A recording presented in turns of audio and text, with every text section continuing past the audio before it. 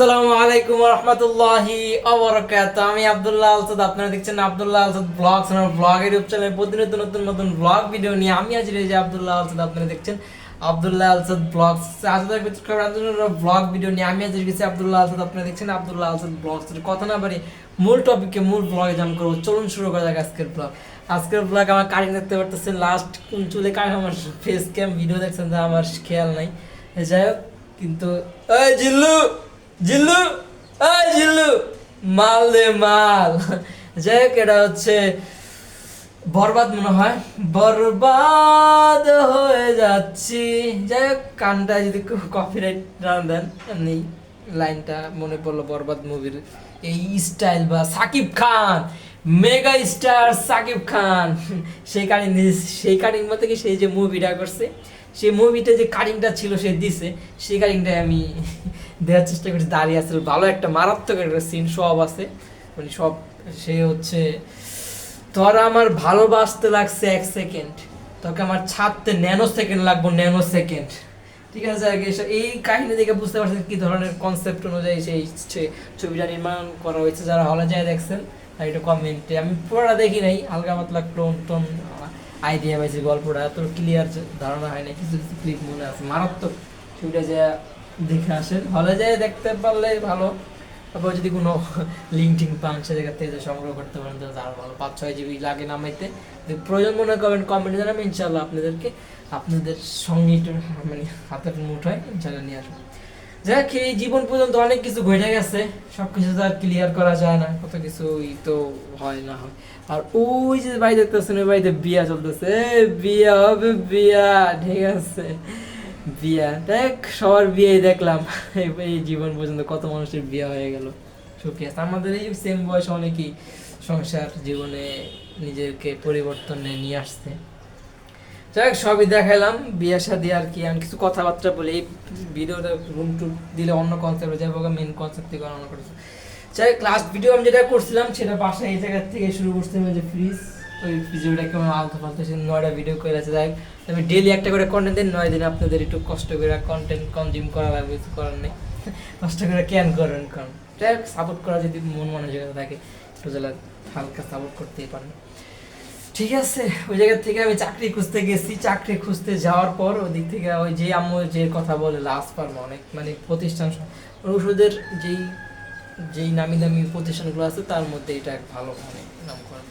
যাই হোক, আম্মু অনেক বছর ধরে ট্রাই করতেছে, তো যেতে বলছিল, গেছিলাম, কিন্তু যাই হোক কোনো একটা সমস্যা হয়েছে। ওই জায়গা থেকে আমি যাত্রাবাড়ি গেছিলাম, যাত্রাবাড়ি পপুলার হসপিটাল, প্রমোশন কিছু করে একটা গল্প ঘটনা আপনাদের। এই চুল কালার মেন ইয়াটা বলি, চাকরি তো খুঁজতেই হবে, বেকার জীবন আর কতদিন, এই একটা কনসেপ্টে কষ্ট করে তারপর হচ্ছে যাই, একজনের থ্রুতে যাওয়া হয়, যে ওইদিকে সময় তুমি যে কোনো সময় এখনই চলে যাও, কিন্তু আমি কিছুদিন ভাবি চিন্তা করতে হবে, এক সময় পাইলেই ইনশাল্লাহ চলে যাবো ওদিকে।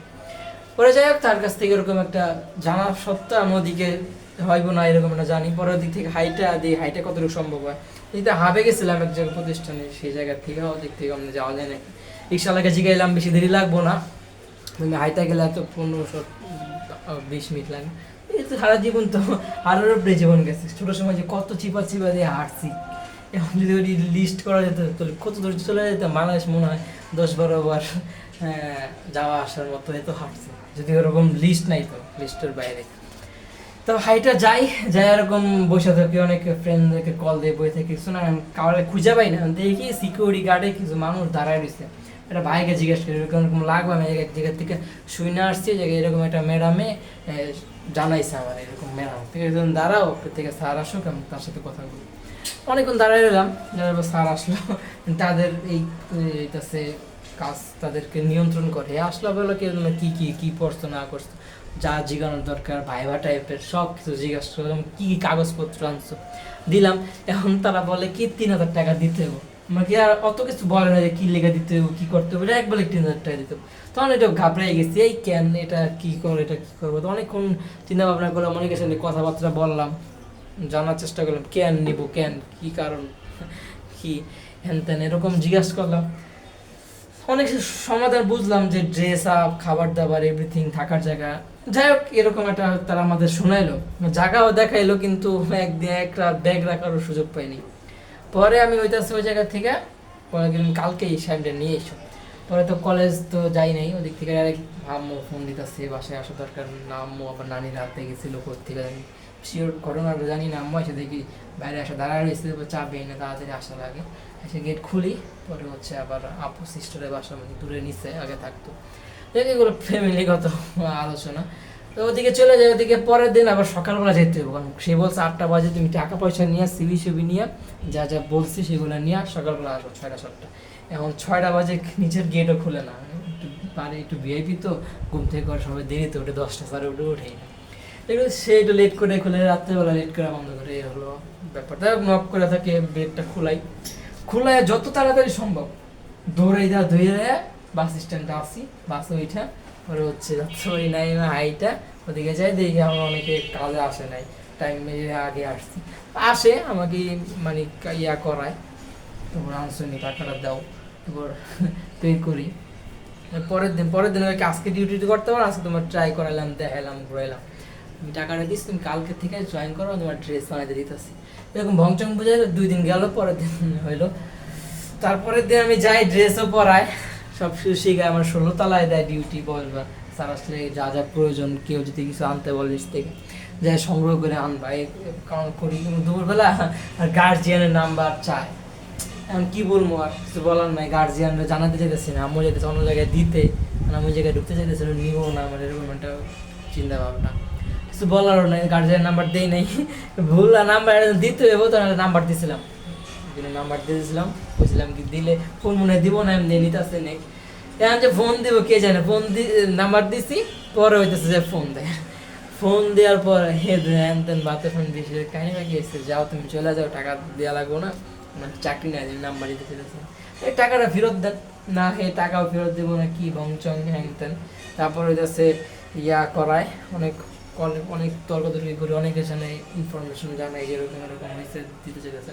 পরে আমি 3000 টাকা দিয়েছি না, 2500 টাকা সে ফেরত দেয়, 2500 টাকা ফেরত দেয়। আমি ওটা কেন আমি কোনটা ডিউটি করছি সেটার বেতনও আদায় করা কষ্ট, তারপর আবার 500 টাকা কেন কম, অনেক দরকার কোনো বুঝাইলো যে ড্রেস আর এরকম খরচ করছে, সেগুলো জিনিসগুলো আমার দিয়ে দেয়, আমি তো কোনো ইয়া করতেছি না, কিছুই দিব না, কিছুই করাবো না, জায়গা মানে চাকরি ছোট করবো, মানে হচ্ছে চাকরি হেনস্থা করবো এরকম।